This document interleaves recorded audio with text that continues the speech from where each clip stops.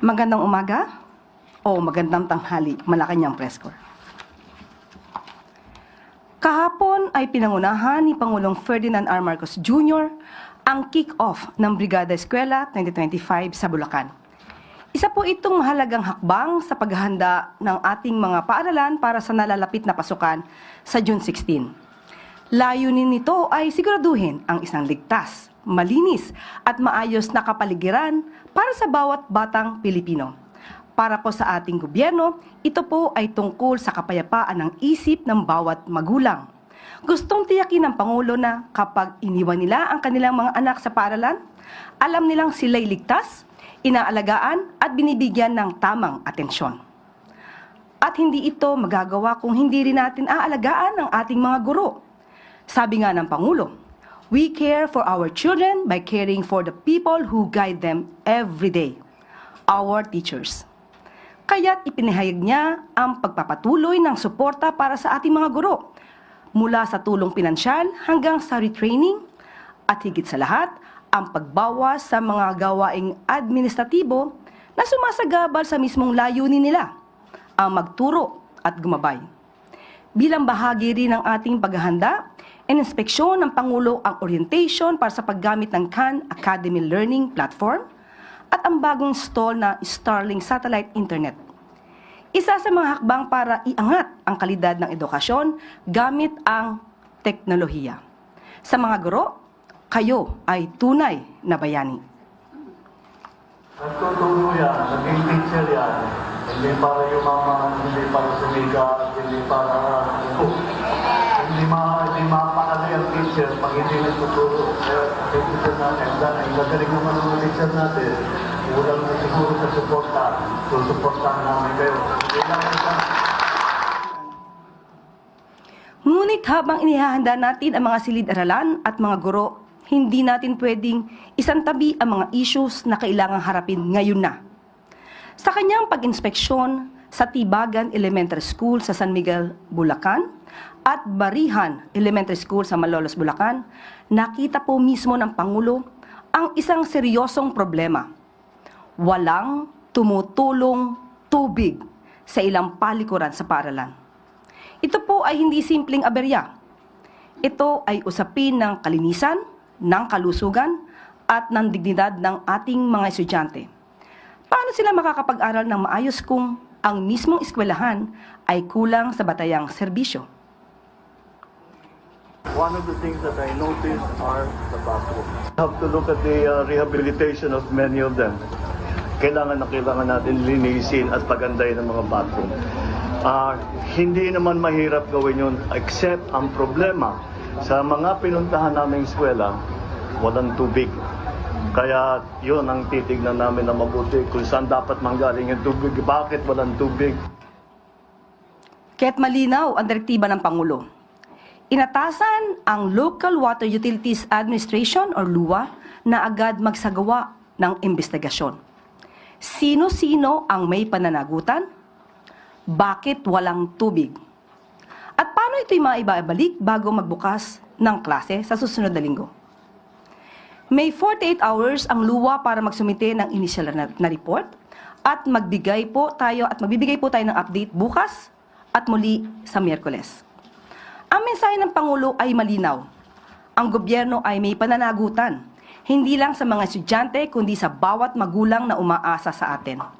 Responsibilidad nating tiyakin na may maayos na pasilidad, sapat na suporta para sa mga guro at sistemang gumagana dahil yan ang pundasyon ng isang ligtas, maayos at epektibong edukasyon. At sa dulo, ang layunin natin ay kapayapaan ng isip para sa bawat magulang. Ngayong linggo rin po, tutukuyin o titiyakin din po ng Pangulo ang kalagayan ng ating mga kababayan sa Tacloban at Siquijor, mga pamilyang nawalan ng kabuhayan, walang sapat na tubig, at patuloy na dumaranas ng mga aberya sa kuryente. Pinatawag na po ng Pangulo sina outgoing Energy Secretary Rafael Lotilla at Acting Energy Secretary Sharon Garin, at nakikipagpulong na po sila upang ayusin ang sitwasyon sa Siquijor. Nagbigay na rin siya ng direktiba ang ating Pangulo para sa isang malalim na investigasyon sa power provider na si Quijor Island Power Cooperative. At inutos ng Pangulo ang agarang pagresolba sa matagal ng problema sa supply ng kuryente sa lalawigan. Nagsimula na po silang maglatag ng mga short-term at long-term solutions para maibsan ang hirap ng ating mga kabayan mula sa pansamantalang supply arrangements hanggang sa mas matibay at maaasahang power infrastructure para sa isla. Sa Tacloban naman, patuloy na minomonitor ng Pangulo ang pangamba ng mga residente ukol sa kaligtasan ng San Juanico Bridge, isang tulay na araw-araw nilang dinaraanan. Ngunit ngayon ay pinangangambahang hindi naligtas. At malinaw ang direktiba ng Pangulo, magtrabaho at mag-deliver para sa tao. Ito po ay bahagi ng mas malawak na proseso ng pagsusuri sa performance ng mga ahensya at opisyal ng pamahalaan. Gaya ng sinabi mismo ng Pangulo, lahat ay naka-probation. Hindi ito one-time na balasahan. Ito po ay patuloy na performance review. Kung hindi natin naaabot ang target, kung walang aksyon, kung walang resulta, papalitan. We will be much more rigorous, ika nga ng Pangulo. Not only at the top level, but all the way. Kaya't asahan ninyo, mas tututukan pa ang galaw ng bawat ahensya at ang resulta para sa taong bayan ang magiging batayan kung mananatili sila o hindi. Maaari po tayong tumanggap ng inyong mga katanungan. First question will be coming from Eden Santos, Net 25.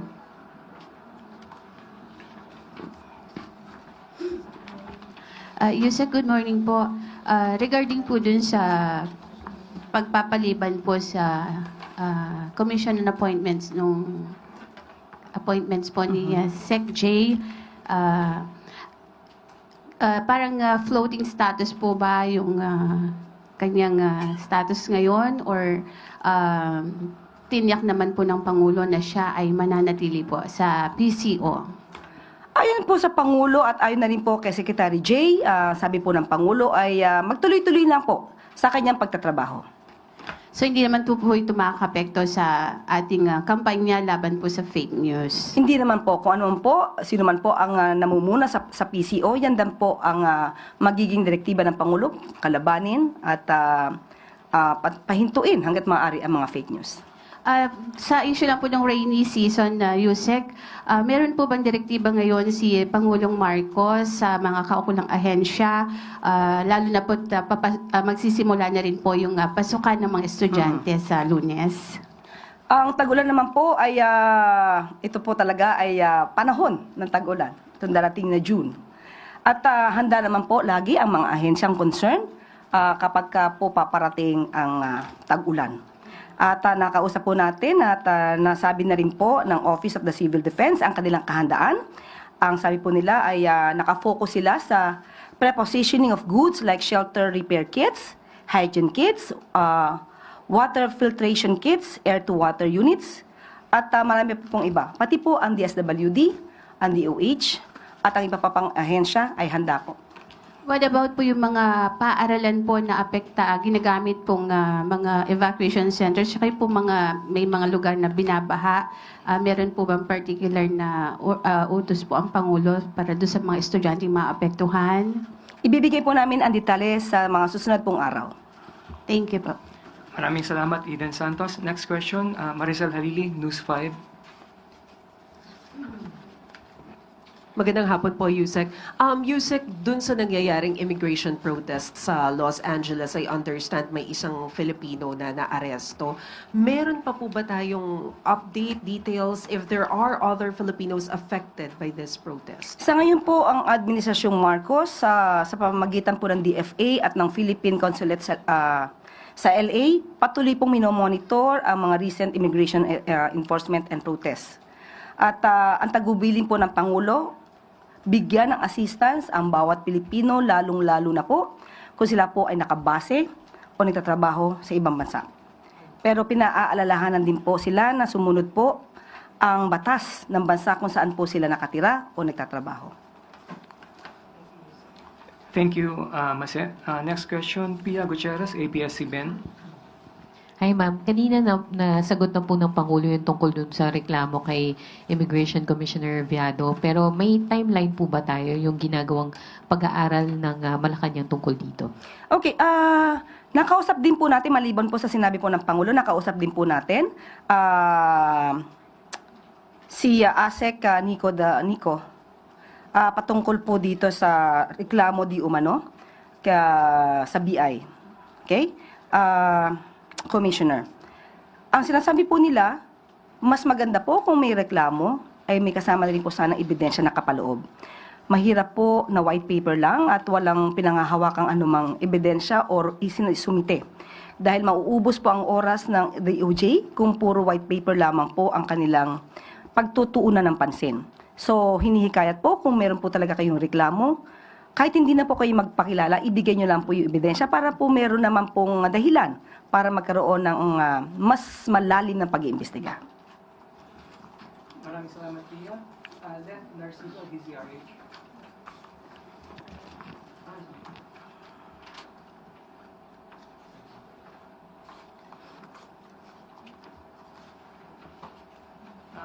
Tristan Nodalon, Newswatch Plus.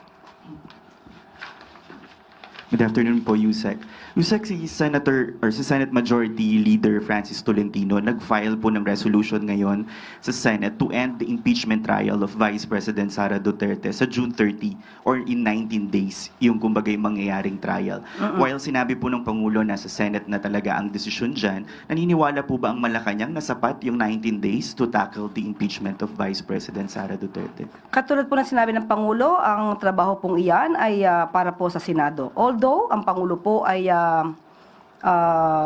naniniwala po na dapat alamin sa bawat public servant, katulad namin, ang patungkol sa transparency and accountability.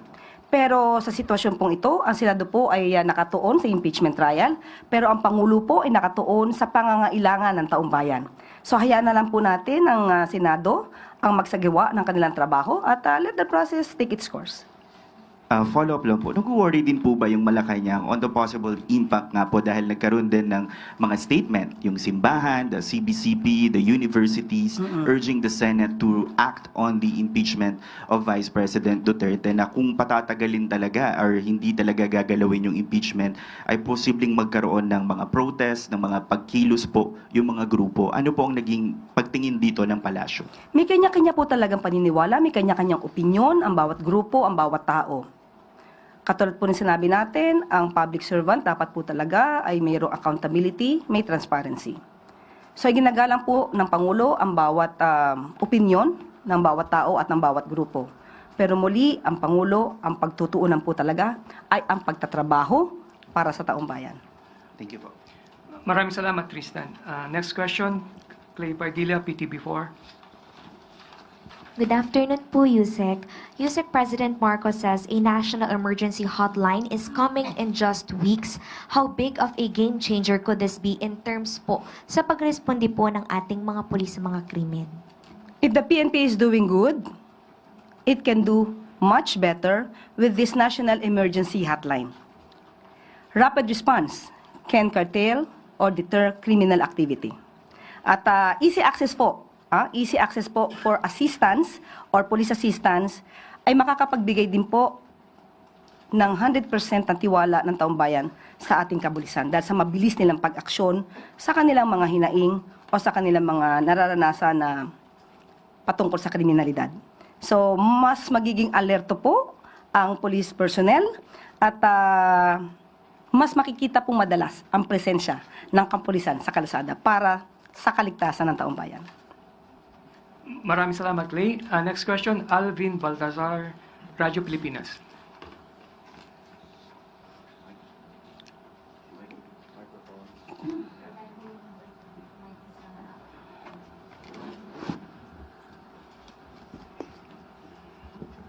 Yusek, good afternoon po. Punta lang ako doon sa courtesy resignation. Kamusta na po yung courtesy resignation ng ilang cabinet members? I'm interested sana kay Secretary Anyo.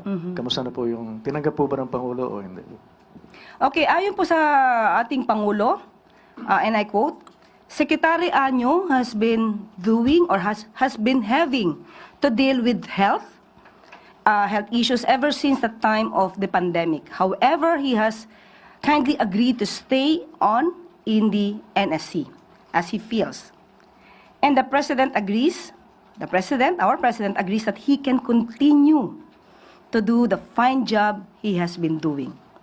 So, maaari pong manatili si Secretary Anyo hanggat kakayanin po niya ang kanyang kalusugan at yun po. May katanungan pa po ba? Christian Isores, Radyo 630. Good afternoon po, Yusek. Kanina nag-take oath na po si bagong Supreme Court Associate Justice Raul Villanueva. And I know may separate powers ang executive and judiciary, pero meron po bang mensahe ang Pangulo o message for new SC Justice Villanueva?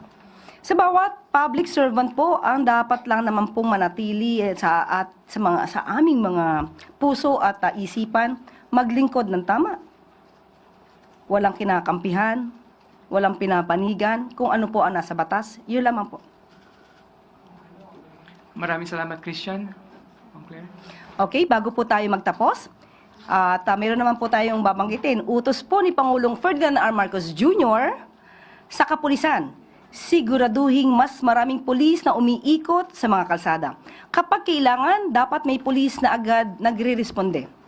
Dahil sa kautosang ito, nasubukan ang mga kapulisan sa pamumuno ni PNP Chief Nicolas Torre III nang sa isang checkpoint ay napansin ng mga pulis ang isang sibilyan na humihingi ng tulong dahil ninakaw ang kanyang motorsiklo. Naging agaran ang pagresponde dahil may nagpapatrolya sa nasabing lugar sa Caloocan, kaya't mabilis na nahabol at nadakip ang suspect. Wala pang 3 minutes ay nakapagresponde na ang ating mga pulis at nahuli ang motor napper. Ayon kay PNP Chief Torre, mas paiigtingin pa ang presensya ng kapulisan sa lansangan dahil ang gusto ng Pangulo at ng PNP, ligtas kayo. At dito na po nagtatapos ang ating briefing ngayong araw. Maraming salamat Malacanang Press Corps. Magandang tanghali para sa bagong Pilipinas.